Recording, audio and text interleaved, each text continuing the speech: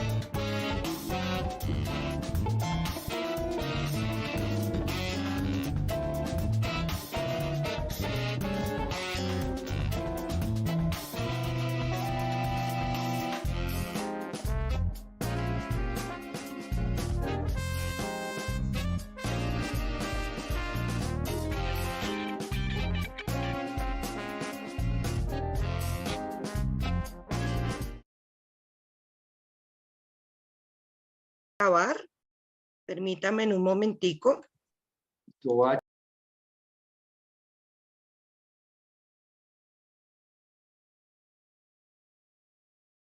Bienvenidos a una nueva sesión de Memoria Activa.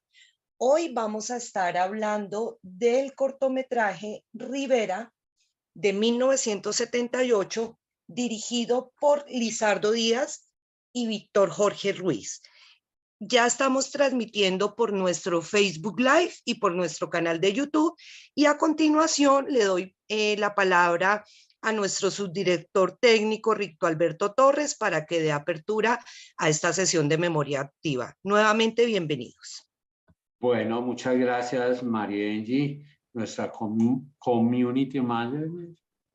Muchas gracias a todos los que se hacen presentes, a todos, a todas, a todos, a Marina Arango del Ministerio de Cultura y a Antonio Dorado, realizador, docente, investigador. Y quiero empezar y les doy el aviso que nuestra directora no se puede hacer presente porque se encuentra en otras actividades y me ha delegado pues de coordinar esta charla, en la cual quiero empezar con un epígrafe de Antonio Dorado a propósito del centenario de la muerte, del nacimiento de Augusto Rivera Garcés, un artista que con el paso del tiempo ha tenido doble muerte, la muerte física y el olvido. Y varios de los que vamos a nombrar acá están en el olvido. Y gracias a este tipo de actividades es que tratamos de reconquistar esa memoria. Esta sesión cumple con la socialización de los resultados de la beca de gestión del patrimonio audiovisual, de la cual se hizo acreedora la Fundación Patrimonio Fílmico, con el cortometraje Rivera. Un poco, no un poco, sino totalmente, estamos impulsados en la búsqueda de esta beca por Antonio Dorado, que vamos a ver más adelante, ha trabajado en recuperar, en reconstruir, en traer desde el olvido la obra de Augusto Rivera, su personalidad, entre otras cosas. Creo él nos va a decir ahora porque son oriundos del mismo lugar del departamento del Cauca, del municipio de Bolívar. Saludamos a la tutora de este trabajo, Liuba Leab. Acá estamos a tus órdenes cuando quieras participar. Liuba, bienvenida, Liuba, por favor. Gracias, Tito. Danos unas palabras de bienvenida. ¿Me hablas a mí? Ya las chiquiticas. Okay. Bueno, y claro, queremos manejar a Augusto Rivera, quien nació en Bolívar, Cauca, en 1922, hace 100 años, que estuvo muy ligado al patrimonio audiovisual, al cine, al espectáculo cinematográfico. Aquí he puesto con líneas su importancia porque él se hizo parte de una compañía de variedades de Curro Romero y viajó de pueblo en pueblo, pasando por Ecuador, Perú y Chile hasta llegar a Viña del Mar. Es decir, hizo el camino de los trashumantes, de los que al comienzo ya llevaban al espectáculo cinematográfico como los Di Domenico, como Enrique Zimmerman, como los enviados por la Casa Lumière, que eran también unos exhibidores itinerantes. Era un espectáculo de variedades, ¿no? Y el cine hacía parte de ese espectáculo de variedades.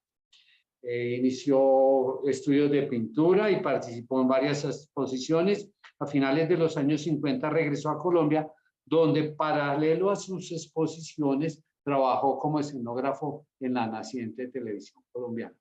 Al igual que Enrique Grau, Augusto Rivera también trabajó como escenógrafo en los años 50 en la televisión colombiana. Su obra fue exaltada por la crítica Marta Traba, que la puso a la par de Obregón, Grau, Botero y Negret. En 1964 obtuvo el primer premio de pintura en el cuarto Salón de Artistas Nacionales y trabajó como docente en la Universidad de los Andes y en la Jorge Távora Lozano y como ilustrador para lecturas dominicales del diario El Tiempo. Esto es simple y llanamente una pequeña biografía del gran maestro Augusto Rivera. Saludamos a Marina Arango, Valencia y Buenaventura, quien es maestra en Bellas Artes cinematográficas con especialización en dirección de cine y televisión argumental del Instituto de Cine de la Unión Soviética, en el taller del maestro Yuri Oserov. Ahora,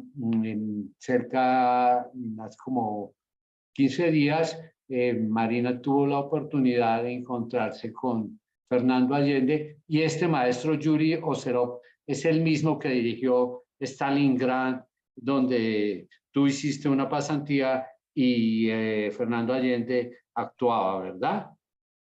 Sí, sí, fue una gran sorpresa.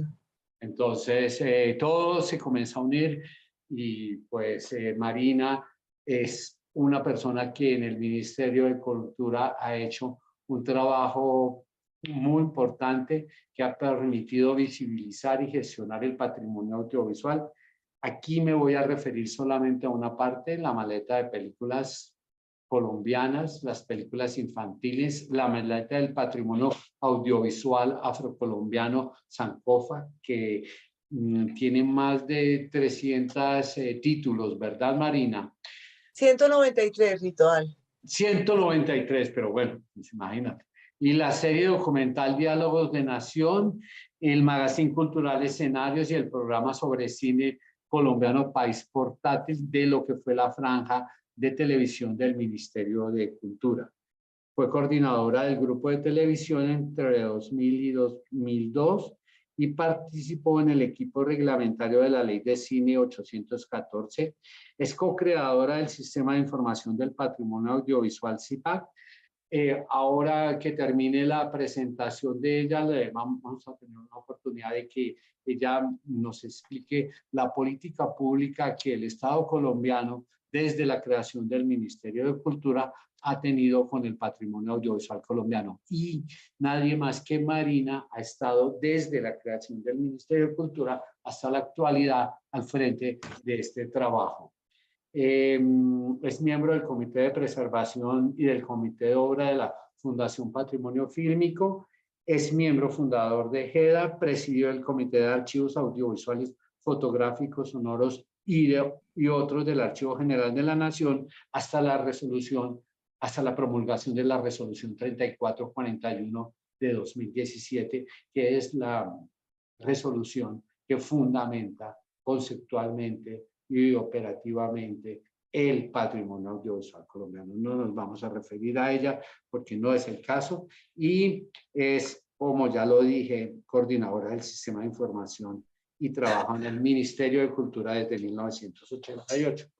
Nuestro amigo, maestro y director de cine colombiano, José Antonio Dorado Zúñiga, también es docente, investigador, guionista y es profesor titular de la Escuela de Comunicación de la Universidad del Valle, donde estudió en la Escuela de Comunicación Social de esta universidad, que ha sido tan importante para el país, para el cine colombiano.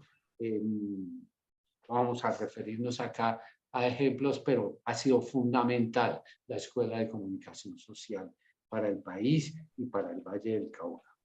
Es magíster en literatura colombiana y latinoamericana y en la Universidad de Granada culminó su doctorado en Historia y Artes. Como ustedes saben, no solamente el documental que hizo él sobre Augusto Rivera, sino también ha hecho otros como Apapores, Secretos de la Selva, El Corazón del Mundo, Nuestra Tierra, Trenzando el Pensamiento de Chur Avelino. Y 2 largometrajes de ficción muy importantes, El Rey de 2004 y Amores Peligrosos de 2014. Y ha participado activamente en el programa de la Rostros y Rastros, que ha sido una bandera de la Escuela de Comunicación de la Universidad del Valle y que ha tenido oportunidad de presentarse en Telepacífico en dos oportunidades, en 2 programas, uno que fue de 2000 a 2004 y otro de 1999 a 2002, creo, la primera temporada, y luego una temporada que viene desde 2004 y que continuamente Telepacífico tiene al aire este programa de documentales. Yo creo que, Marina, te damos la bienvenida y por favor, preséntate o lo que no quieras que... Bueno, buenas tardes a todos. Un gusto volver a saludarlos. Bueno, aquí estamos, Rito, a tu servicio, al servicio de la Fundación, al servicio del patrimonio audiovisual. Para nosotros en el Ministerio estos espacios son muy importantes, porque es mucho lo que se hace con mucho esfuerzo. Además, muchísimas personas, pero no se conoce. No se conoce mucho del trabajo silencioso de los archivos audiovisuales del país. Y es muy importante pues tener un diálogo con la memoria, con la historia, sobre todo en este país que tanto lo necesita. Entonces, no, felicitaciones a la Fundación por haber incluido en Memoria Activa la socialización de la beca. Además, muy chévere pues que quede grabado para que otras personas en el momento en que puedan, porque ahora todo el mundo vive muy esclavizado, puedan revivir este tipo de diálogos tan alimentadores, ¿no? Para la vida. Y por otro lado, pues subrayar que la nueva ministra de Cultura, la señora Patricia Ariza Flores, va a llegar hasta cambiar el nombre del ministerio, porque digamos esos saberes, esos haceres, todo lo que tiene que ver con la memoria viva, como este es el caso de esta beca, de traer al futuro a una persona tan importante que ha sido olvidada 2 veces, como lo dicen ustedes, que me pareció pues muy fuerte, digamos, la expresión, pero muy, muy apropiada, porque eso está pasando mucho, ¿no? Hay un desprecio general por los mayores, por los saberes, por las memorias. Entonces, para este olvidadizo país es clave tener espacios como estos. Entonces, muchas gracias, Rito. Muchas gracias a la Fundación. Quería que tú pudieras enunciar brevemente no solamente la beca de gestión de archivos y centros de documentación audiovisual, sino el otro trabajo que he puesto aquí de las otras becas, por ejemplo, la producción de documentales con archivo audiovisual, la beca acá de investigación para la gestión del patrimonio audiovisual de los pueblos indígenas y las comunidades afro. Es decir, permítenos desde tu labor en el ministerio hacernos una idea aprovechando las personas que están acá de la gran labor que se hace. Muchas gracias, Rito, por la oportunidad. Sí, el Ministerio de Cultura desde su creación ha venido tejiendo una política pública en muchísimos ámbitos. En el caso del patrimonio, para no ampliar demasiado el espectro, pues trabajamos sobre el patrimonio material e inmaterial. En muchos casos y sobre todo en las últimas décadas con la incursión de las tecnologías digitales, pues el patrimonio inmaterial va pegado al patrimonio material, digámoslo así, el patrimonio inmaterial viaja sobre los soportes materiales, sobre el patrimonio mueble.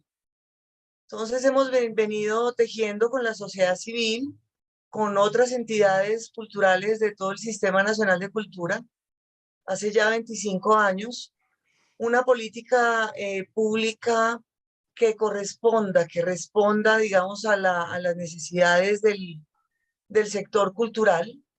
En este caso lo hicimos hasta hace 2 años desde la Dirección de Cinematografía y en algún momento, como lo dijo Rito, desde la Dirección de Comunicaciones, de construir esta política. Más adelante nos concentramos con el Archivo General de la Nación, la Biblioteca Nacional de Colombia y otras entidades de la memoria, por supuesto con Patrimonio Fílmico, que es una entidad hermana, en crear una nueva categoría dentro de lo que se llama patrimonio cultural colombiano, dentro de la cultura, porque no existía el patrimonio audiovisual colombiano. Y hay una cosa muy importante que les quiero contar que ha sido difícil de entender, digamos, para el sector, es que la concepción y la creación de esta nueva categoría involucra el patrimonio audiovisual como audio separado de lo visual, audiovisual, o sea, se tiene en cuenta lo gráfico, lo fotográfico, qué sé yo, lo radial, lo sonoro, lo musical, y audiovisual unido, o sea, imágenes en movimiento. Llámese cine, video, televisión, etcétera, etcétera. En cualquier tecnología. Entonces, digamos que mirando este panorama, hemos ido diseñando unas modalidades nuevas en el portafolio de estímulos. El Ministerio de Cultura tiene 2 grandes portafolios, 2 grandes bolsas, digamos, de recursos financieros para apoyar proyectos. Uno es el programa de estímulos, cuyo resultado es, por ejemplo, esta beca, o el Programa Nacional de Concertación, que solo aplica para las personas jurídicas. Pero digamos que son 2 grandes líneas de apoyo hacia la sociedad. Entonces, desde la Dirección de Cine y ahora desde la Dirección de Audiovisuales, Cine y Medios Interactivos, hemos tenido la oportunidad de estar en permanente diálogo con el sector para ver sus necesidades. Desde el 98 empezamos a investigar dónde estaban los archivos audiovisuales, las obras, las películas, los fondos, qué sé yo. Y fue así como logramos crear en 2006, o sea, la diseñamos en 2005 y salió al aire en 2006, la beca de gestión de archivos audiovisuales y centros de documentación, imágenes en movimiento. Ahora se llama Beca de Gestión del Patrimonio Audiovisual Colombiano. Hemos apoyado alrededor de 250 proyectos. Y una beca muy importante. Viajamos por todo el país buscando quién necesita estos apoyos. Apoyamos también la redacción de los proyectos. Hablamos pues con todas las personas que tengan que ver y siempre buscando la protección y salvaguardia de todos estos archivos. Buscando la consecuencia de para qué se archiva, para quién se archiva. Entonces creamos posteriormente la beca de producción de documental con archivo, como para darle una secuencia al tema. Creamos la beca de investigación para los archivos étnicos, digamos con un enfoque diferencial para que las comunidades tanto afro como indígenas en el país pudieran ubicar esas colecciones, y nos hemos encontrado con un mundo increíble de qué significa la memoria para los pueblos indígenas. primer lugar, que no se puede separar de territorio. Segundo lugar, cada pueblo, cada comunidad tiene su propia concepción. O sea que ha sido un caminar y un tejer largo con las comunidades muy, muy, muy bello. Ahora el lunes empieza el Encuentro Nacional de Archivos número 19 del CIPAC, que hacemos con la Fundación Patrimonio Fílmico, y vamos a tener la oportunidad de tener 2 mesas en donde vamos a mostrar y a dialogar con los pueblos indígenas, por ejemplo, esos 5 años del programa de Patrimonio Audiovisual Colombiano, capítulo Pueblos Indígenas, y vamos a hacer el lanzamiento del catálogo de la maleta del Patrimonio Audiovisual Afrocolombiano, que es la que tiene 193 películas, 193 títulos, que abarca casi 90 años de producción. Por fin logramos pues publicar ese catálogo este año. Va a estar en la biblioteca digital de la Biblioteca Nacional de Colombia. Va a ser una colección allí precisa, y entonces digamos que todo esto es un conjunto, la creación de de la beca de lengua nativas cuando aún no existía la ley de lenguas, la creación de otras modalidades, por ejemplo, la investigación en cine colombiano, que se la heredé a Cira Mora cuando ella se fue a estudiar a Argentina, y yo continué con eso, la colaboración por muchos años para hacer los cuadernos de cine de la Cinemateca Distrital y otras publicaciones como los 14 guiones de largometrajes colombianos estrenados en salas de cine. Entonces, todo esto es un conjunto, digamos, de iniciativas que tejemos junto con la sociedad civil. No es el invento de una cabeza, sino que todo esto es un diseño de política que se hace con el sector. Por ejemplo, la pasantía en preservación de la Filmoteca de la UNAM, que lo hemos hecho solamente 2 años porque nos cogió la pandemia, y ha sido muy exitosa porque digamos que las 2 personas que se la ganaron son 2 personas brillantes y maravillosas que le aportan muchísimo a la protección y salvaguardia del patrimonio audiovisual colombiano desde sus esquinas. Felipe Colmenares e Isabel Restrepo, ¿te refieres a Sí, ellos? Felipe Colmenares e Isabel Restrepo. Exactamente. Entonces, han sido, digamos, buenas prácticas. Hemos tenido un poco de problema con la beca de investigación étnica, porque los tiempos de los pueblos indígenas o los tiempos de las comunidades afros de esa Colombia profunda son los tiempos distintos a los tiempos de las convocatorias, que son tan estrictos. Entonces, pero ahí vamos, y bueno, ahí estamos trabajando en eso, y eso es, digamos, en conjunto, es escuchar a la sociedad civil y construir herramientas con la plata de todos, que se llama Tesoro Nacional, para que todos lo puedan disfrutar. Gracias, Marina. Nosotros desde la Fundación Patrimonio Fílmico hemos podido ser beneficiarios de esas becas, y una de las más importantes ha sido las que durante 5 oportunidades tuvimos para la intervención del Archivo Histórico Cinematográfico del Instituto Nacional de Radio y Televisión Intravisión. Esta es la base, el nacimiento de Señal Memoria. Señal Memoria nace en 2015, pero el trabajo previo, gracias al ministerio, lo pudimos hacer aquí con el almacenamiento de los más o menos 16.000, entre 35 y 16 Rollos.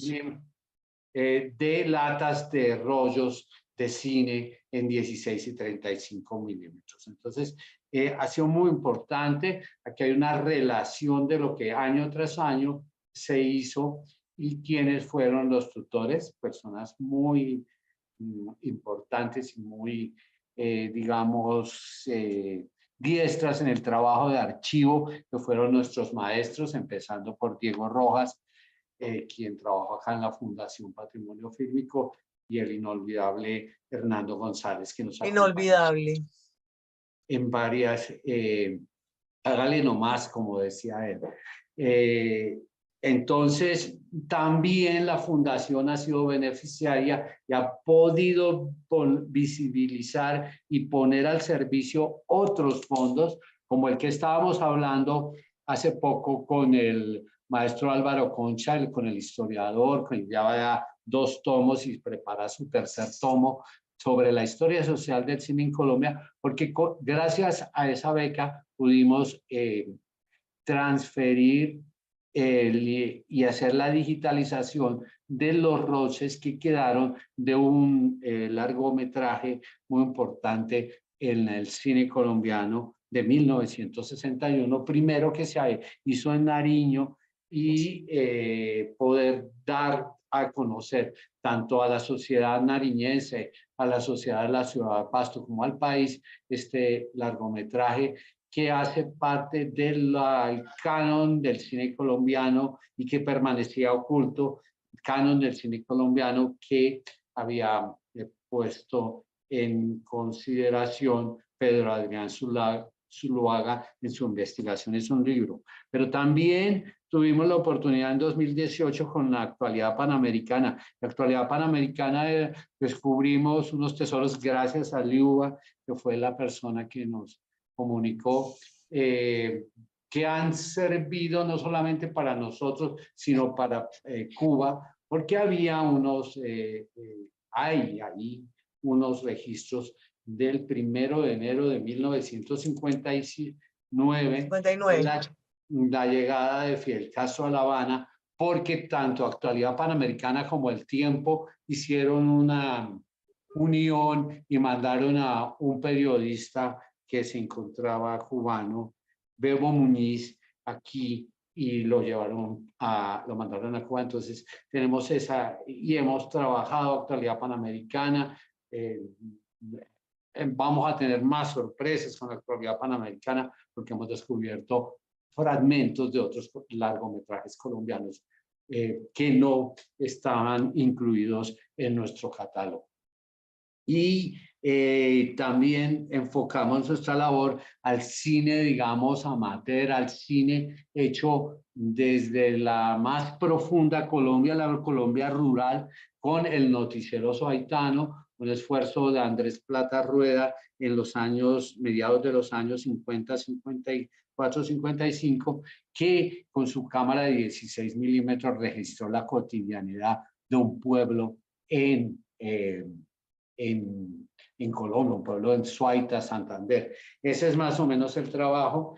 Aquí, este año de 2022, gracias al Ministerio de Cultura, no sé si tú quieras participar acá, Marina, con algún tipo de información respecto a cómo fue esas 17 becas que se entregaron, entre las cuales está la preservación para acceso y reutilización mediante escaneo, restauración y masterización digital en 4K del cortometraje Rivera de Lizardo Díaz y Víctor Jorge Ruiz, y que lo hicimos motivados por Antonio Dorado, porque él necesitaba esas imágenes. Creo que va a tocar que las reemplace. No sé, él ahora nos comentará, pero ¿quieres decir algo, Marina, antes de pasar a ver? Sí. Realmente nosotros, el equipo del ministerio, el equipo misional, llegamos hasta el diseño de las modalidades de las convocatorias que se publican.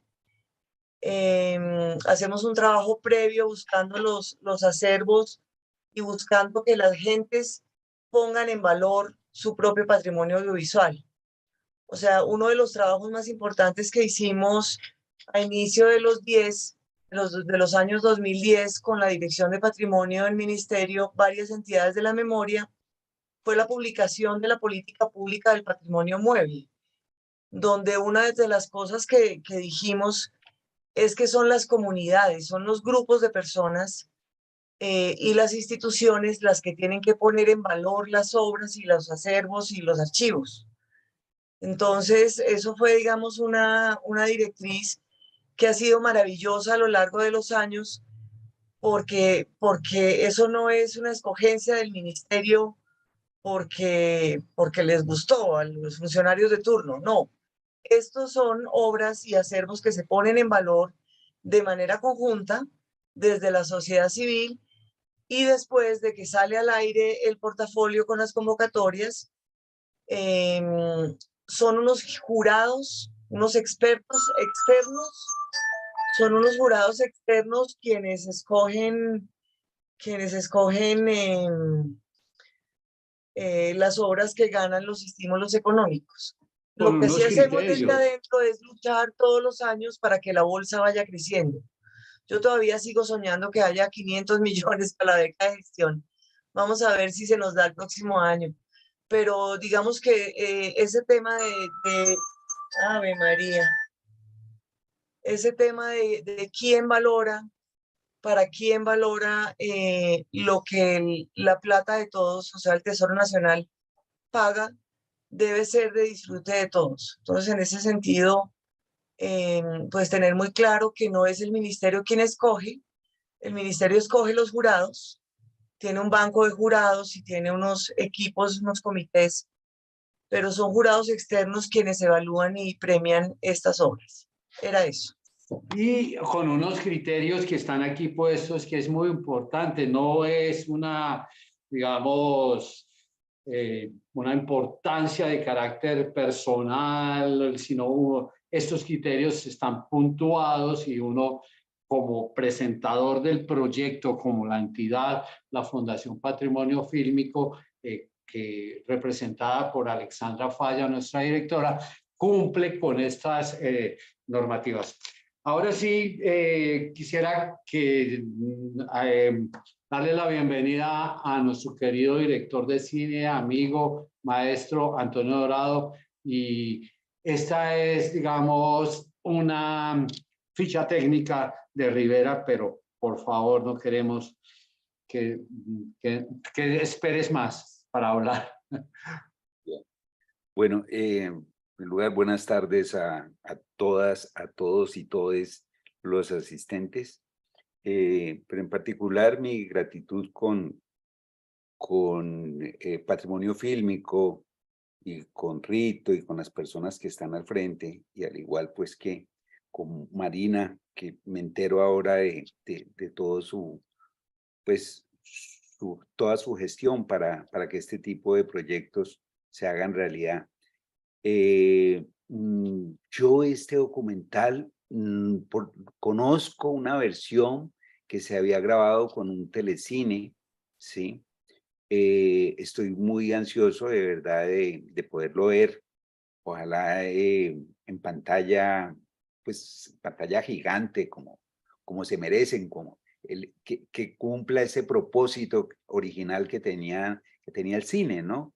Que era no solo verlo a través de un computador, sino realmente verlo con la magnitud pues, que genera esa imagen proyectada.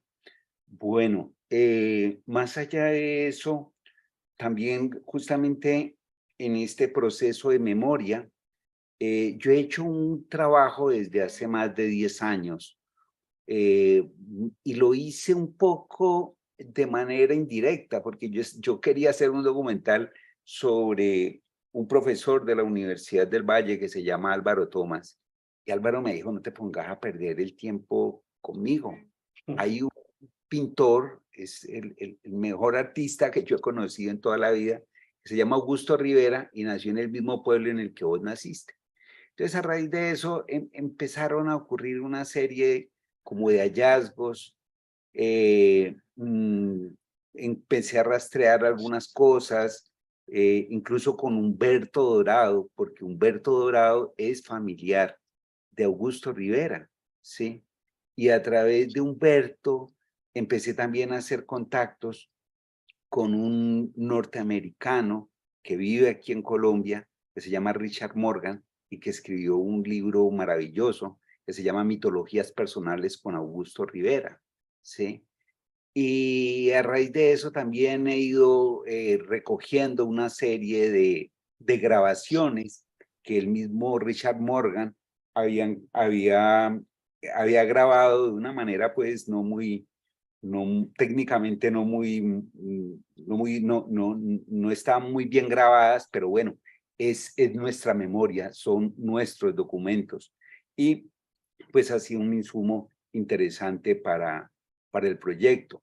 Pero dentro de esos materiales que parecía que estaban, yo empecé a escuchar de manera temprana como el rumor de que él había participado en una película. Alguien incluso me había dicho que él había dirigido una película y empecé a rastrear y a una de las primeras personas que le pregunté fue a Poncho, a Luis Ospina. Yo le dije, ve Luis, hay un documental que es de la época del sobreprecio, ¿vos qué sabes sobre eso? Y él me dijo, mira, yo cuando fui a la Cinemateca, en la Cinemateca habían una cantidad de cortos que estaban allí arrumados y yo de allí, de ese sitio, tuve que sacar las latas de mis cortos. Sí, me lo dijo literalmente, él me dijo, mira por ahí a ver qué conoces. Y bueno, finalmente me enteré que había una copia en la Cinemateca en Bogotá, pero que también pues los materiales los tenía Patrimonio Fílmico, pues que de hecho el mismo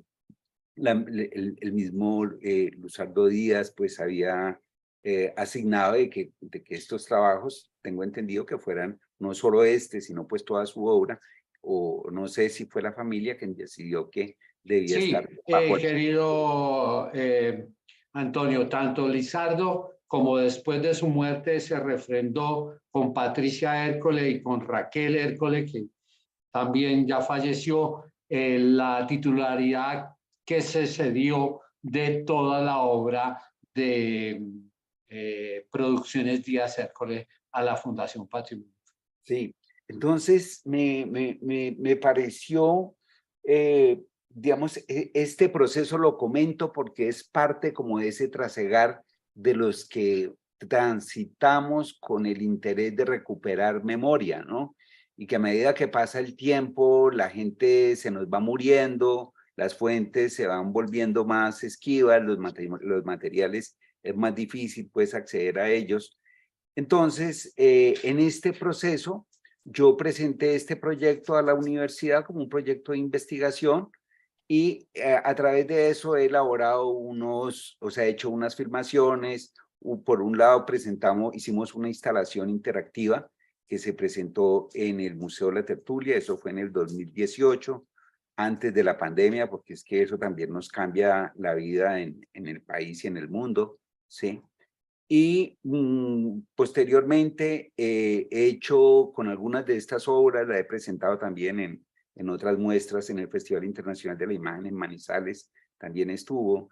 En Granada también, pues he socializado algunos de estos trabajos que se han hecho, pero digamos que el propósito es terminar un largometraje documental que está en este momento en ciernes. Pues yo aspiraba a que justamente en esta fecha pudiéramos hacer la exhibición de todo digamos, no solo del documental, sino de la obra expandida que he trabajado alrededor del proyecto, pero pues evidentemente las condiciones no se han dado y bueno, esperamos hacerlo, no sé, ojalá que se pueda el próximo año. Creo que para mí es una excelente noticia de que tengamos este material, que creo que es muy, muy interesante y que a mí me parece que en cuanto a la historia del cine colombiano también se han encasillado como ciertas, como ciertos productos, ¿no? Como que hablamos, como hay algunos materiales que son muy dignos, que son como los de mostrar, y hay otros que no son tan dignos, ¿no? Y uno no sabe también quién determinó hasta dónde tenían esa dignidad y hasta dónde no la tenían, ¿no? Entonces, a mí me parece que este es un excelente ejemplo de una pieza que es un retrato que es muy complejo de hacer, porque este trabajo se culmina pues en el año 78 y realmente el guión y la concepción de cómo está elaborado este trabajo sobre Rivera, a mí me parece que es sencillo con la complejidad de la sencillez, es sencillo, pero está muy bien focalizado en torno al proceso de creación de una obra. A mí de verdad que me sorprende mucho la manera como está configurada esta propuesta a nivel narrativo, ¿sí? Y me parece que, porque yo empecé a rastrear incluso por la gente que había, porque yo vi en los créditos, entonces, por ejemplo, traté de localizar a Tarzán, porque sabía, porque Tarzán, el asistente de cámara, él fue tramoyista, hizo alguna asistencia de cámara, hablé con él y fue muy triste porque él realmente no se acordaba de nada, ¿sí? Y yo sé que él estuvo allí porque ahí están los créditos, ¿sí? Entonces, No luego... los pusimos a todos, pero sí, acá no aparece exactamente. Y luego, sobre este documental, aparece, bueno, lo que pasa es que a Rivera directamente, yo creo que por lo menos el 90% de las personas que trabajamos en cine en Colombia lo conocemos por lo menos una de sus obras. Lo que pasa es que nadie sabe quién es él. Me explico. En el centro de convenciones en Cartagena, cuando Ahí se está. inaugura este lugar, se inaugura, y eso también nos da la dimensión de Rivera, ¿sí? Cuando se inaugura este centro, que además era el centro no solo el más importante de Colombia, sino en su momento era de los centros más importantes a nivel de América Latina, ¿sí? Y, y se plantea que a la entrada hay un mural de Obregón, ¿sí? En la escalinata, pues está el mural de Grau, y luego al final, en la antesala a la gran sala, digamos, Al auditorio. ahí reposa el cuadro de Rivera, ¿sí? Que es, digamos, es un mural, es el mural de la historia de Cartagena, y es bien particular porque Rivera termina de colgar el mural y a los 2 días muere, ¿sí? Entonces, y es una historia, es un personaje, es muy triste, es bien particular porque el diario El Tiempo, para el cual él trabajó más de 10 años, y trabajó en el Dominical, o sea, recordemos un poco qué era El Tiempo en ese periodo y qué era publicar en el Dominical. O sea, eso era, mejor dicho, Un honor. era un lugar de excepción, ¿sí? Y él durante 10 años, él fue, digamos, buena parte de la recreación de los trabajos que se escribían ahí, de los poemas que se publicaban. Siempre él era la persona que hacía la interpretación gráfica de esas obras, porque él tenía una facilidad impresionante para interpretar, digamos, este tipo de trabajos. Y realmente el tiempo para el que él trabajó, el diario El Tiempo, que es para quien él trabajó tanto tiempo, el día en que él muere, mira que solo aparece en el obituario, ¿sí? O sea, está completamente perdido por una serie de eventos que ocurren en el día de su muerte, ¿sí?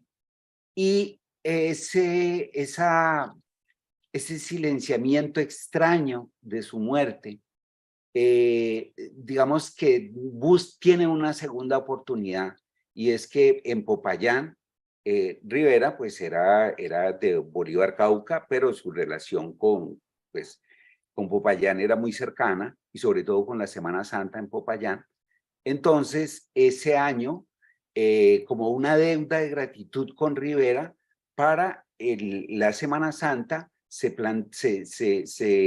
programa un homenaje a Rivera y se organiza una retrospectiva de Rivera, ¿sí? Que esa retrospectiva digamos, se va a hacer un ritual especial el día viernes. Y justo el Jueves Santo ocurre el terremoto de Popayán. ¿Sí? Entonces, pero, pues con el terremoto, media ciudad se destroza, son muchos los muertos, todavía realmente no se sabe cuántos, pero lo que sí se sabe es que la obra de Rivera sobrevive al terremoto, ¿sí? O sea, ninguno de los cuadros de Rivera, digamos, se daña. Inclusive los murales que él había realizado están en pie, ¿sí? Hubo otro mural que él hizo en Armenia, y claro, yo lo fui a buscar y claro, con el terremoto, pues ese sí, el edificio en el que estaba construido, pues digamos que sí, ya no hay ningún rastro de la obra. Pues Entonces, se derrumbó. sí, entonces quería un poco, a raíz de este documental, contextualizar un poco esa frase inicial, que es un poco con la que yo lo aproveché para divulgar el evento, el homenaje que hicimos aquí en Cali, en la tertulia.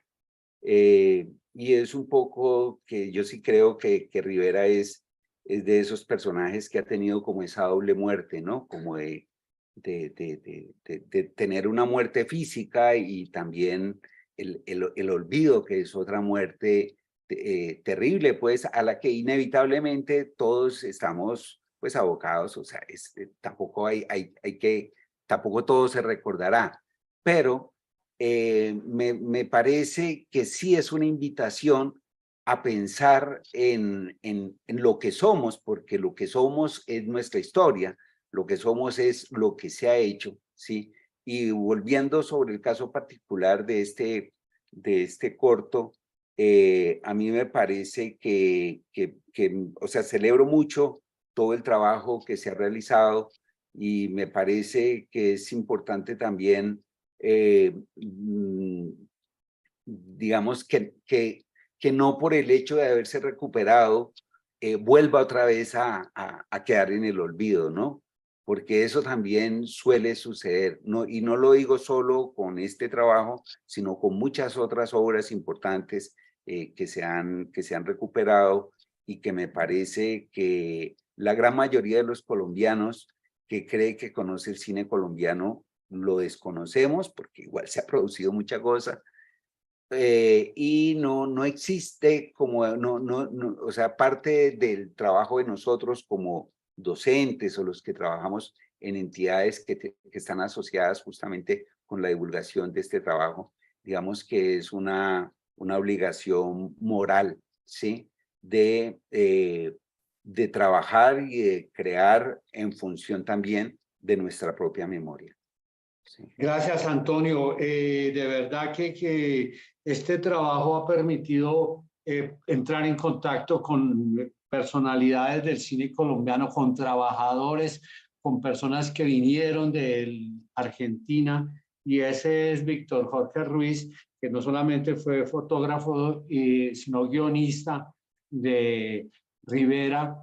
Y poder mostrar aquí, más o menos tenemos 10, 1, 2, 3, 4, 5, 6, 8 cortometrajes que de la etapa del sobreprecio, Víctor Jorge Ruiz, este fotógrafo, director de cine, director de fotografía, realizador de cortometrajes, hizo en Colombia. Pero no solamente hizo eso, hizo también 2 largometrajes, fue el fotógrafo para 2 películas muy importantes, La abuela de 1981 de Leopoldo Pinzón y Pisingaña.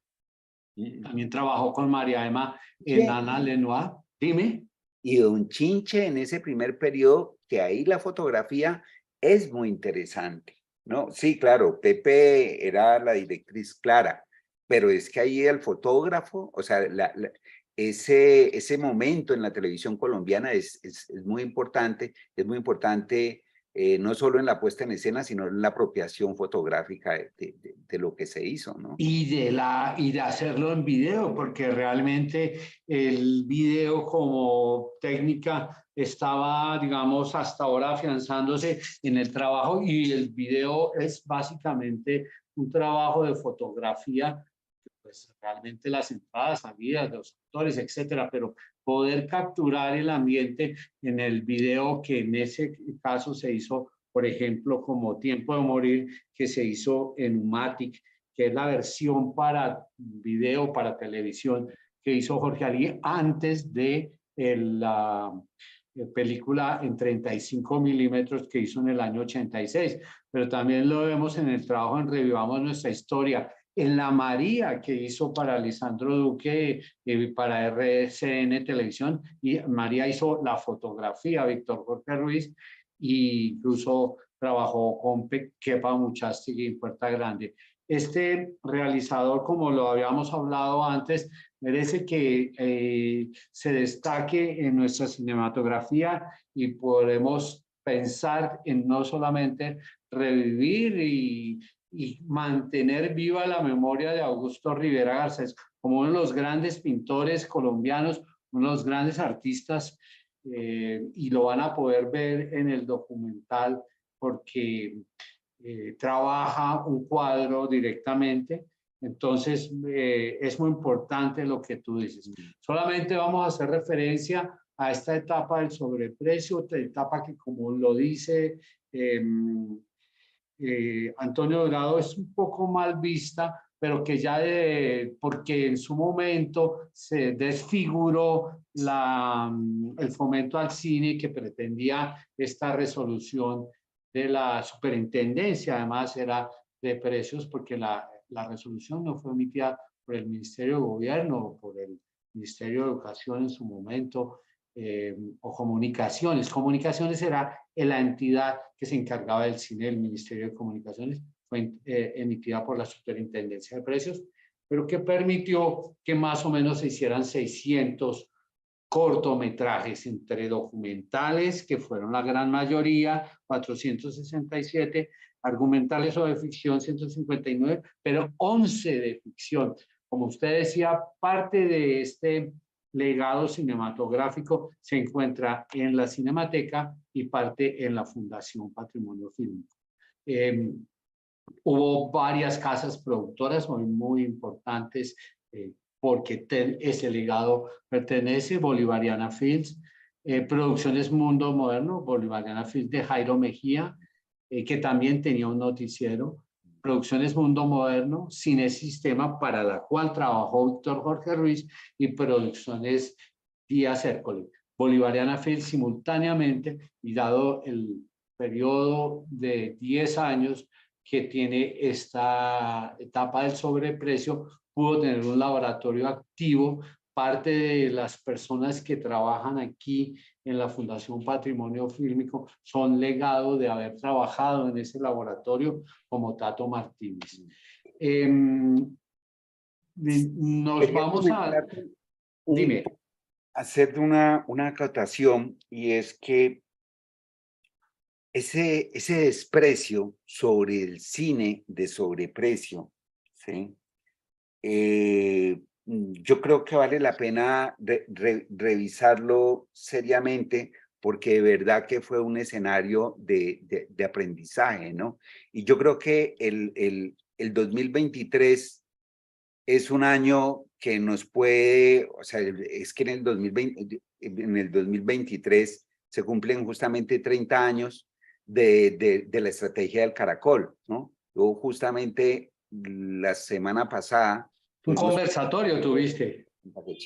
En Taquechima con Sergio, y realmente es muy interesante, digamos, toda la memoria que hay en ese proyecto, que es una de las obras pues más representativas del periodo de Focine, y de alguna manera, viendo el caso de Jorge Ruiz, yo creo que es que hay hay un nexo muy particular con Argentina, porque, y eso tiene que ver también con Rivera, porque justamente cuando empieza la televisión,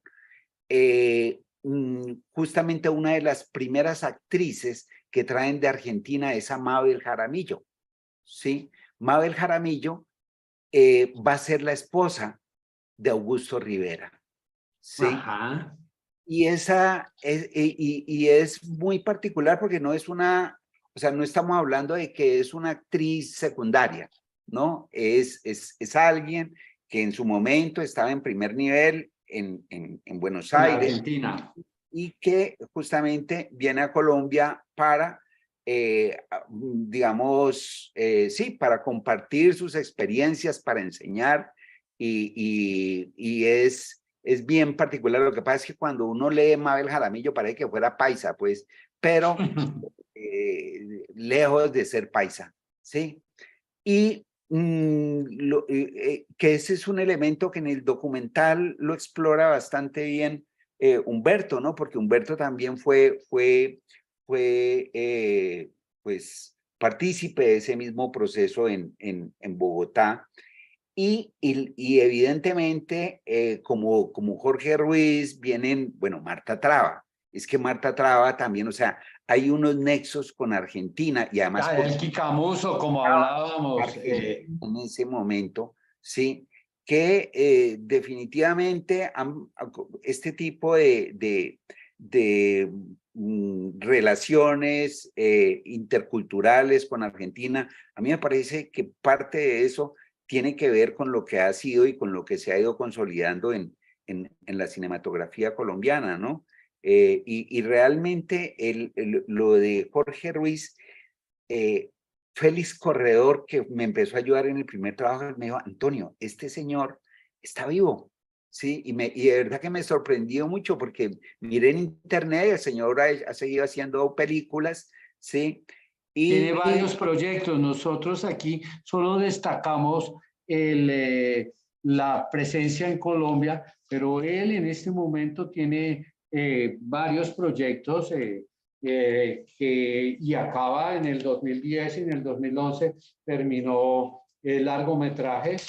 Está recibiendo aportes del INCA y, por ejemplo, hizo Quiero morir en tus brazos en 2010-2011, La última mirada en 2009, que son guiones que está en proceso de producción.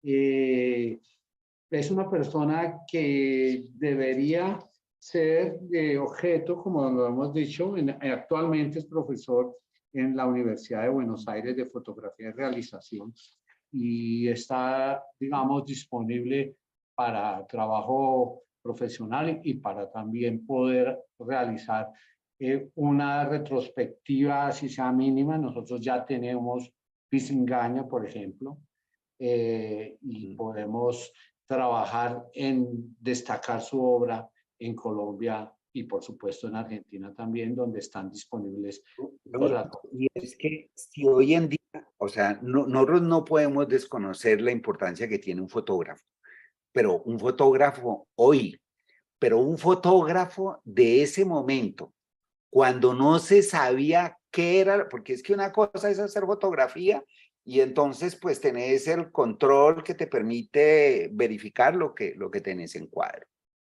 Pero cuando las condiciones eran distintas, o sea, eran procesos artesanales y lo mismo que el montaje.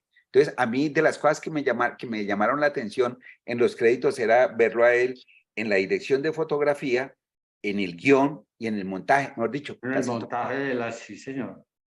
Y Eh, trabajó aquí varias... la pues, con el coproductor. Y sí tengo mucho interés en ver cómo recuerda un poco esto, porque era un trabajo que, por ejemplo, que me llama la atención en el documental, que espero que lo veamos ahora, es que no es un documental que no se queda con el registro del personaje solo en Bogotá, sino que la obsesión de Rivera era Bolívar Cauca, era su pueblo de origen, o sea, él tenía digamos, una mirada también sobre la importancia de representar el indigenismo, ¿no? Entonces él partía de ese universo propio que tenía en Bolívar Cauca y casi que yo supongo que fue una condición de él, de que tenían que ir allá porque es que allá estaba el origen de su obra, de sus personajes, de sus fantasmas, ¿no? Es esa relación que él establece es bien particular. Eso ocurre, bueno, es que lo que pasa es que también Rivera va a tener, como ocurre con muchos artistas, va a tener pues un momento de un reconocimiento nacional, internacional muy importante porque es una figura reconocida. Lo que pasa es que también le toca muy duro porque justamente tiene unos pares o hay unos pintores como Grau, como Obregón, ¿no? Como El Botero. mismo Botero es de su generación. Entonces, y él va a tener en un momento dado, digamos, el reconocimiento de Marta Traba, que va a sublimar prácticamente ese lugar al que su importancia, digamos, en el arte colombiano.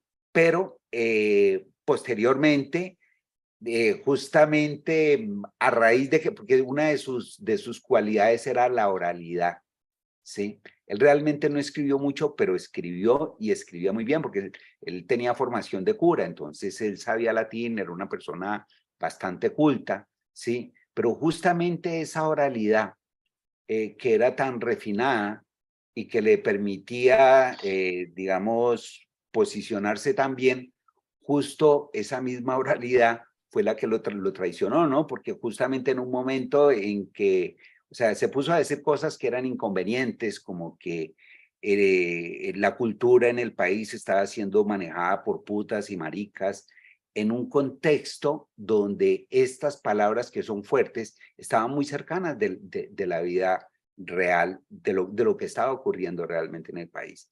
Y ese tipo de acciones, digamos que son los que también lo llevan a ese olvido, ¿no?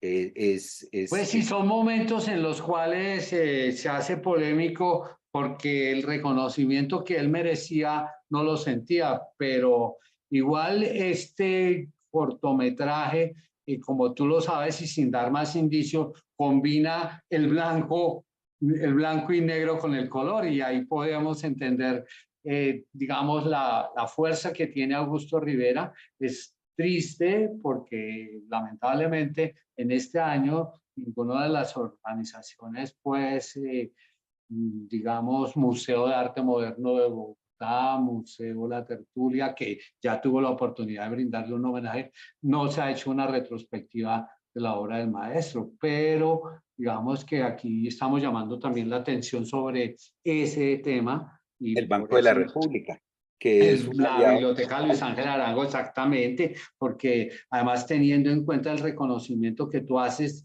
directo de ese sentido terrígeno que hay en la obra de Augusto Rivera, ¿no? Y no solamente también en la mezcla de materiales, él era una persona muy experimental también en su trazo, pero también en la composición de los materiales con los cuales edificó su obra, ¿o no? Mira, él dice Álvaro Tomás y otros autores que saben de pintura, que él fue de los autores que él exploró todas las técnicas posibles, o sea, él todo el tiempo estaba experimentando, ¿sí? Y justamente su búsqueda era esa, era probar, experimentar, o sea, él no se casó, digamos, o no se quedó con una sola perspectiva de indagación. Y él tenía otra cualidad, y es que el tipo, que se puede ver en la película también, y van a ver esa habilidad con que tenía una facilidad para el trazo casi que como Picasso, mejor dicho, como que hay un plano donde vos ves que él pinta de un trazo, ¿sí? Esa habilidad, los pintores saben que no, o sea, es que hay muchos pintores que pintan sobre fotografías o proyectando referentes, ¿no? En el caso de él, era un tipo absolutamente repentista, además, porque por decirte algo, hay anécdotas de él que en ocasiones estaban, o sea, en una rumba y no tenían cómo pagar. Entonces el hombre hablaba con el dueño del sitio, sí, y le decía pues que se presentaba que era artista y cogió en una ocasión, cogió un mantel y lo puso sobre el bar, en el piso, y con lo que había, con betún, con licor, con lo que había, hizo una obra. Hizo una obra y pagó la Hola. cuenta. Sí. No, y lo que tú haces referencia es que este cortometraje, él construye una obra en esa narrativa a lo largo de los 11 minutos. Entonces, eso realmente no es un documental, como tú dices, de referencia, de que mostramos las obras puestas en las paredes de los museos o de las casas o de los coleccionistas, sino que él trabaja una obra durante el cortometraje, que entre otras cosas no sabemos dónde está, ¿no? Además, es que eso es lo otro, que hay algunas obras de Rivera, eso es parte también como del mito, ¿no? Que de pronto hay obras por ahí regadas, ¿no? Claro.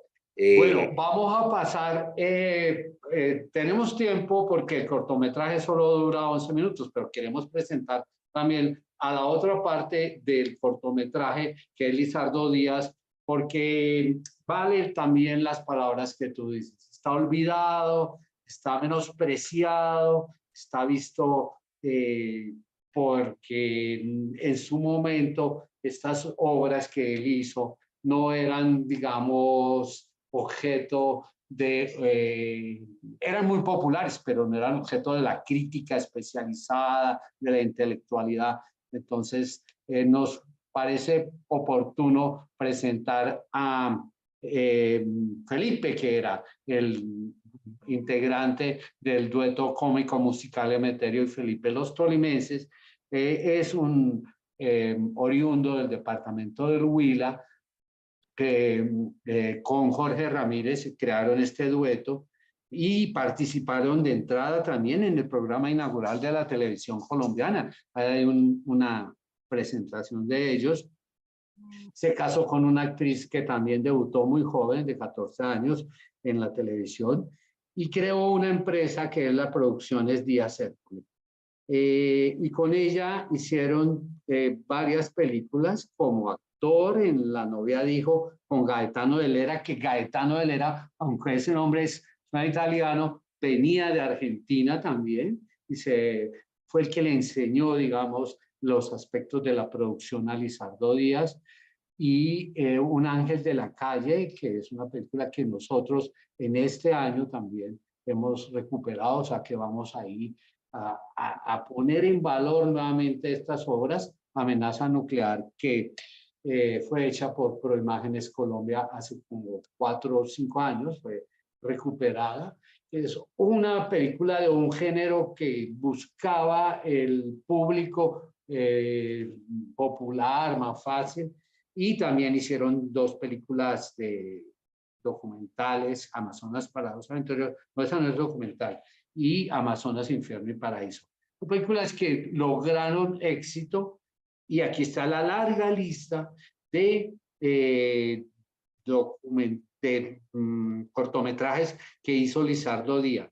Pero hay una cosa que quisiera destacar acá en el trabajo de Lizardo Díaz y es, por ejemplo, Guatavita Milagro de una civilización del año 1971 que dirigió Mónica Silva. Mónica Silva era la esposa, la hermana de Jairo Mejía, que también estudió en Italia, cine, ya fallecida, pero esa Guatavita Milagro de una civilización fue la primera película que se reveló en color gracias a Guillermo Izaza en Itagüí, el príncipe de Itagüí, que duró mucho tiempo pidiéndole a la Kodak que le diera la fórmula al fin, y él hizo este trabajo. Pero también Lizardo Díaz permitió el debutar también en el documental de Gloria Triana con 2 obras, Arqueólogos y Vaqueros. También trabajó con un director de fotografía muy importante que es Alfredo Corchuelo. Alfredo Corchuelo es una persona que está invisibilizada, sus familiares, sus hijos, creo viven en Cali. Sí. Y bueno, eso era más o menos para Él presentar. vive en Cali, él vive en Cali, sí, yo lo visité. Él tiene, bueno, él está vinculado a la televisión hace A mucho, Telepacífico. desde cuando éramos jóvenes, sí. Pero sí, me parece que ese asunto no sé, que tiene que ver con los archivos, es que, pues, eso es como la familia. O sea, pues sí, habrá gente que le gusta, que tiene los de mostrar, pero es que finalmente somos lo que somos, ¿no? O sea, somos de todo. Claro. Y esto es nuestro pasado y es memoria, ¿sí? Y adquiere otro valor. Nosotros ya no lo vemos como que fuera unas películas que tenían que interpretar la realidad nacional y hacer una denuncia o cualquier otra cosa, sino que hoy son muy valiosos. Por ejemplo, Alfredo Corchuelo fue el primer fotógrafo en usar un teleobjetivo en una cámara. Entonces, y logró una gran destreza. Y varias de las competiciones deportivas que están filmadas es gracias a su destreza como camarógrafo. Y eso es otra dimensión a la que pudiera ser que los partidos de fútbol no fueran en su momento del agrado digamos, de lo que usted dijo, putas y maricas que manejaban, cosa que yo pues repito solamente por broma, ¿no? Pero que, claro, por supuesto, no estoy de acuerdo con esas palabras de Augusto Rivera, pero esos son momentos de la historia del cine nacional que debemos recuperar y para eso, por eso es que el Ministerio de Cultura es un apoyo aquí. Entonces, esta mujer también es muy importante en la historia de la producción, que es Raquel Hércole. Ella fue la mano derecha de Lizardo Díaz y con ella se hicieron varias películas. Ella trabajó totalmente en la televisión colombiana con más de, creo que son 45 obras en las telenovelas desde los inicios de la televisión colombiana en 1954 hasta el año 2010 y en este año de 2022 la fundación ha recuperado un ángel de la calle de 1967. Más o menos, querida Marina, ¿quieres decir algo o aportar algo respecto a lo que estamos hablando aquí con Antonio? Sí, no, que me parece importantísimo pues traer a colación los saberes y los haceres cinematográficos de todas estas generaciones de personas que hicieron el cine colombiano, que lo cimentaron y que no son reconocidos, ¿no? Creo que hace falta muchísima circulación. Ojalá pasado mañana podamos tener una señal memoria que sea un canal permanente de emisión de todas estas obras preservadas, de todos los resultados de las becas y de otros procesos como Ibermemoria, por ejemplo, que también financia proyectos de este tipo, o a nivel latinoamericano, porque, por ejemplo, ya Perú tiene unas becas de preservación cinematográfica, y creo que valdría la pena La soñar integración. con una herramienta como La integración con otras cinematografías latinoamericanas, que ha sido un proyecto, pues, que desde que yo me inicié en esos trabajos, está pendiente. No es más fácil conseguir una película iraní que una película venezolana. Sí, sí, pero Retina Latina responde y tiene como ese espíritu, ¿no? De Sí. crear sí, esa red. sí, pero yo me lo imagino con todo lo preservado. Digamos que Retina es actualidad y Retina tiene unas franjas de memoria, ¿cierto?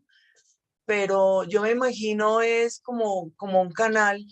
En estos días viendo enseñar memoria a Cantinflas, que es tan grande, tan maravilloso, volvía a mi cabeza ese sueño que he tenido desde hace tantos años, de que tengamos una manera de poder ver, visualizar todas estas obras, poder seguir estudiándolas, que las nuevas generaciones se interesen, ¿no? Y en nuestro cine, ¿no?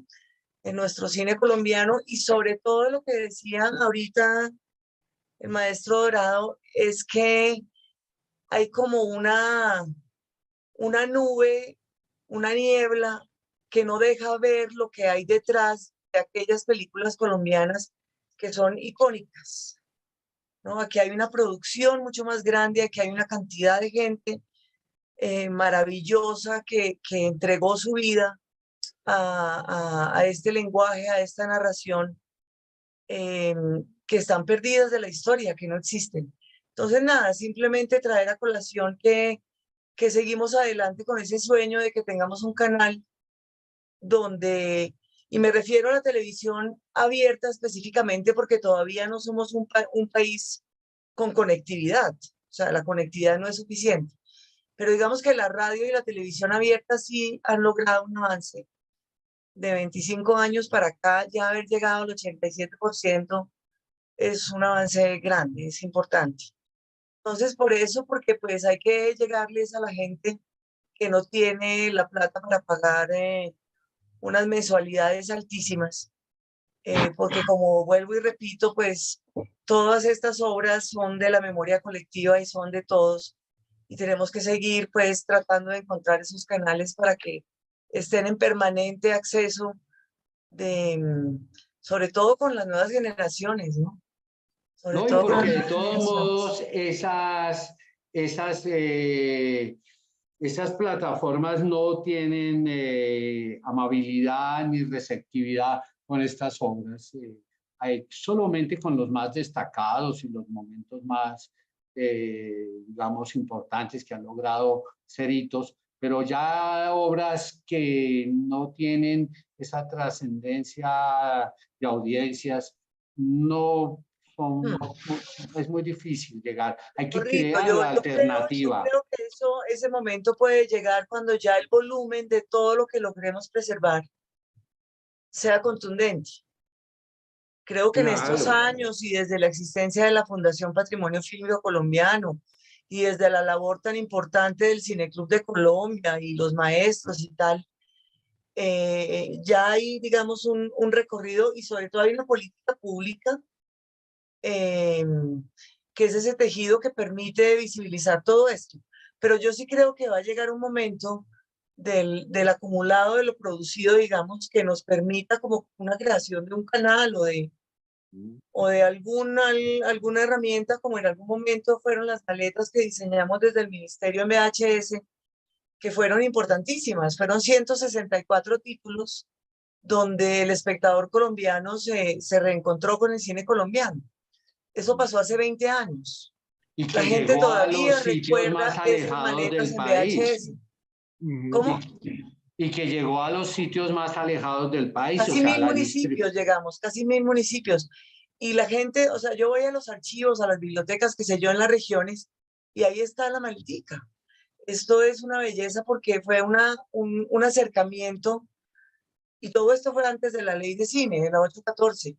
Fue un acercamiento del público colombiano con el cine colombiano, porque esa relación toca seguir reconstruyéndola, o sea, pelear contra las majors y pelear contra toda esta política superfinanciada de millones de dólares para entrar en nuestro imaginario colectivo, para apropiarse de nuestro imaginario colectivo, pues requiere de una política permanente como la que hemos venido construyendo desde la Dirección de Cine y ahora desde la DACMI, eh, para volver a establecer esa relación con la producción propia, con lo nuestro, con quienes somos, que no nos dé pena no pesar 50 kilos, ¿sí? Ni tener los senos operados, o sea, todos esos cantidad de estereotipos que nos han ido insertando en la cabeza y en la conciencia, que se nota muchísimo en los jóvenes de ahora, que no tienen ni idea de cuando yo hablo de esto de qué estamos hablando, pero ustedes sí saben de qué estamos hablando. Entonces creo que hay que seguir trabajando en lo propio, en el cine propio, desde la memoria y desde las nuevas producciones, por supuesto. Que algún día serán memoria otra vez. Bueno, querida María Angie, ¿hay alguna pregunta, alguna cosa? Nos hemos extendido un poco más. Te ofrezco las disculpas. ¿Te parece bien que el maestro Dorado, si no hay preguntas, presente el cortometraje? No, no Pero tenemos fíjate que Antonio iba a preguntas. decir algo.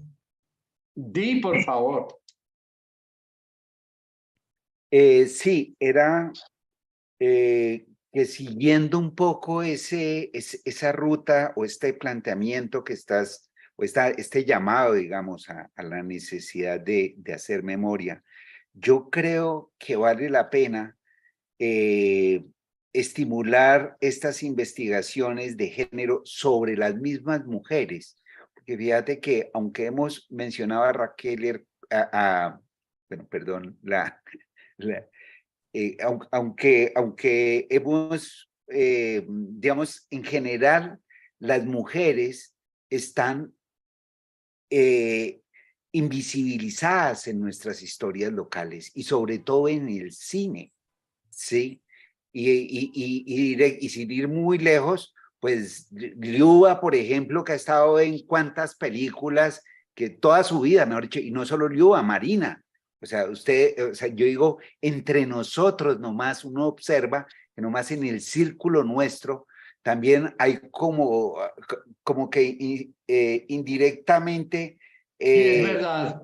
se le da prioridad a la presencia de los autores, pero no de las autoras, y entendiendo también esto de un sentido amplio, que los que realmente hacen las películas no solo son los directores, sino también la gente que trabaja en muchos departamentos, la gente que trabaja en producción, la gente que trabaja en arte, la gente que trabaja en los diferentes departamentos, ¿me entendés? Y yo creo que en este sentido hay las condiciones en este momento para generar y propiciar ese tipo de indagaciones, y probablemente también es estimular para que los jóvenes de las universidades puedan tener, no sé, algún apoyo para que puedan investigar, para que puedan, no sé si en un momento dado eso pudiera tener como un lugar en pequeño en el presupuesto, que eso no demanda mucho dinero, pero sí estimula que los jóvenes puedan tener, y las jóvenes, digamos, puedan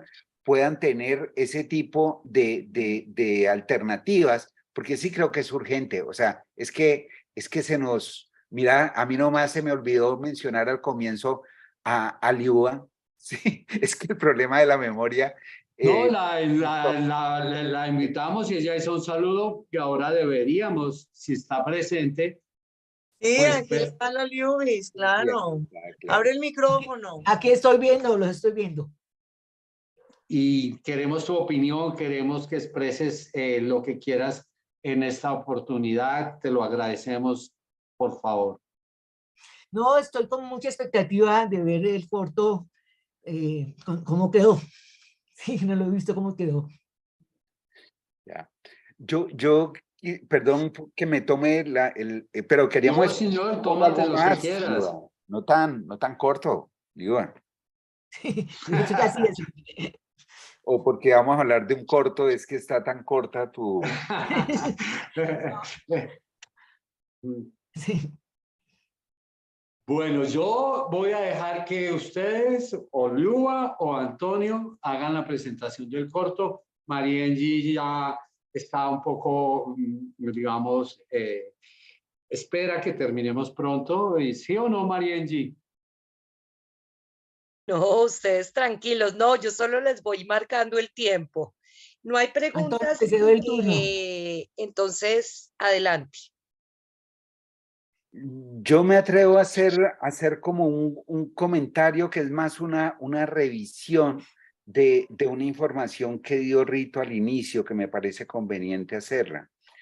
Y es que cuando Rivera viaja por América Latina, él ya de manera temprana en su casa, y es muy interesante esa parte de la infancia, porque él empieza a pintar sobre huevos, sobre los huevos De gallina. a pintar, sí, empieza a pintar a los personajes de su pueblo, pero además en la cocina sobre el hollín, con el hollín empieza también a buscar expresiones y trazos que es bien particular, ¿no? Y él, claro, en su infancia y adolescencia, pues va a estar pintando a los profesores, por eso lo van a echar de algunos lugares, en fin. Pero cuando él llega a los 20 años, es bueno que imaginemos los 20 años, o sea, estamos en los años 40, donde todavía no hay carreteras, y él hace ese viaje desde Bolívar, Cauca, es casi como el viaje del Inca, ¿no? Pero se va directamente hasta Chile, y ellos se van de pueblo en pueblo, y realmente lo que yo he sabido es que él se va con el grupo de Curro Romero, que es un grupo español que ellos hacían presentaciones poéticas y presentaciones pues artísticas de baile, y lo que él hacía era mientras leían los poemas o mientras interpretaban los poemas, él dibujaba al tiempo, y fue algo que él se inventó. Y como él dibujaba tan rápido, entonces él hacía dibujos de las situaciones, lo que hizo después en el tiempo, ¿sí? Él lo hacía en vivo, y es muy interesante porque esto hoy en día ya lo vemos como otros artistas, digamos, se han apropiado como de esas técnicas, pero en ese momento él lo hacía instintivamente, y de esa manera es que llega él a Chile, y en Chile va a estudiar con una alumna de una alumna de Siqueiros que había estudiado en México, y que en ese momento llega pues a Chile, a Valparaíso, que es el lugar donde él trabaja, y ahí es donde se forma, y posteriormente es que llega acá a Colombia a finales de los años 50, y bueno, ya va a continuar pues con este proceso de creación ya más comprometido. Pero Entonces, estos dibujos eran una forma de subsistencia, de venta.